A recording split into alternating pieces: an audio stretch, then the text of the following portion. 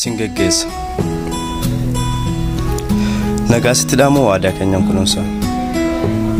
hirribni jaalalaa sofii maaluma reedanuunsa eenyummaa koofaaf kennee hanga du'aatti jiraadha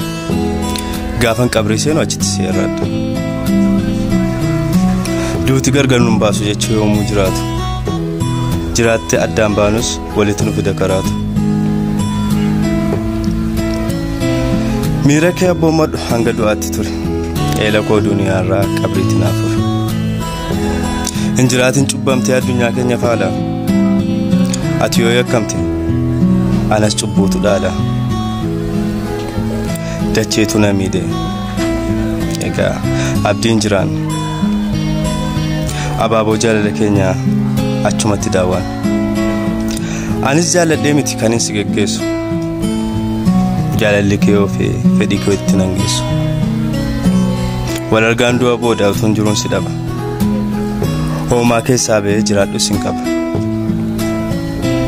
abdii hiikkaan qabne dharraa takaalamaa xurree koof jiraadheen ekaraatti dabalama.